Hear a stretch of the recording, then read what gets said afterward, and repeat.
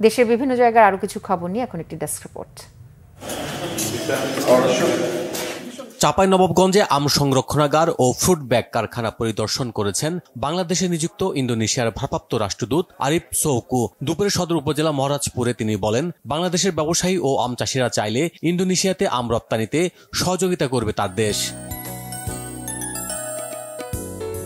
রাষ্ট্রায়ত্ত খাতে দেশের একমাত্র জ্বালানি তেল শোধনাগার ইস্টার্ন রিফাইনারির প্রতিষ্ঠার পর থেকে সর্বোচ্চ 15,35,000 টন জ্বালানি তেল পরিশোধন করেছে। দুপুরে চট্টগ্রামে এক সংবাদ সম্মেলনে এ তথ্য দেন স্বরাষ্ট্র মন্ত্রণালয়ের সিনিয়র সচিব ও রিফাইনারি পরিচালনা পরিষদের চেয়ারম্যান নাসিমুল গনি।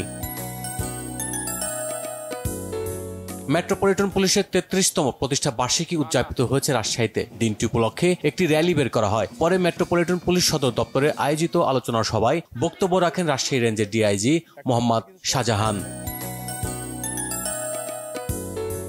জুলাই যুদ্ধের বর্ষপূর্তি উপলক্ষে 36 দিন ব্যাপী বিভিন্ন কর্মসূচি হাতে নেওয়া হয়েছে বরিশালে। কর্মসূচির অংশ হিসেবে দুপুরে নগরীর আমতলা মোড় মডেল মসজিদ ও সরকারি শিশু পরিবার প্রাঙ্গণে গাছের চারা রোপণ করেন অতিরিক্ত জেলা প্রশাসক কলুষী হাজং।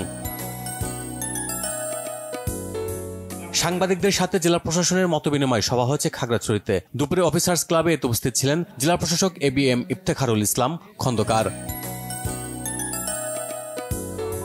ওয়ার্ড ভিত্তিক বিশেষ পরিচ্ছন্নতা অভিযান চালিয়েছে রাঙ্গামাটি পৌরসভা। সকালে অভিযান উপলক্ষে একটি র্যালি বের করা হয়। এতে প্রধান অতিথি ছিলেন জেলা প্রশাসক মোহাম্মদ হাবিবুল্লাহ। 2025-26 অর্থ বছরের জন্য 402 কোটি টাকার বাজেট ঘোষণা হয়েছে বগুড়ার পৌরসভা মিলনায়তনে এ বাজেট অধিবেশনে উপস্থিত ছিলেন পৌর প্রশাসক ও স্থানীয় সরকার বিভাগের উপপরিচালক মাসুম আলী বেগ। করোনা ভাইরাসের নতুন সাব ভ্যারিয়েন্ট অমিক্রন প্রতিরোধে কর্মশালা হয়েছে কিশোরগঞ্জে। সকালে সিভিল সার্জন কার্যালয়ের সম্মেলন কক্ষে এতে বক্তব্য রাখেন জেলা সমাজসেবা অধিদপ্তরের উপপরিচালক কামরুজ্জামান খান। বিএনপির 31 দফা বাস্তবায়নের লক্ষ্যে লিফলেট বিতরণ করা হয়েছে সুনামগঞ্জের বিশম্বপুরে। এতে উপস্থিত ছিলেন জেলা বিএনপি নেতা অ্যাডভোকেট মোহাম্মদ আব্দুল হক। বজ্রপাত প্রতিরোধে তালগাছের চারা রোপণ করা হয়েছে ঝিনাইদহে। সকালে মহেশপুর নাটিমা ইউনিয়নে এই কর্মসূচির উদ্বোধন করেন উপজেলা নির্বাহী কর্মকর্তা খাদিজা আক্তার।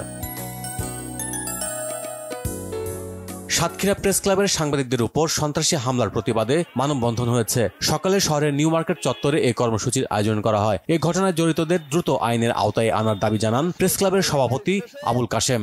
জুলাই বিপ্লবের চেতনা। Bangla vision news desk.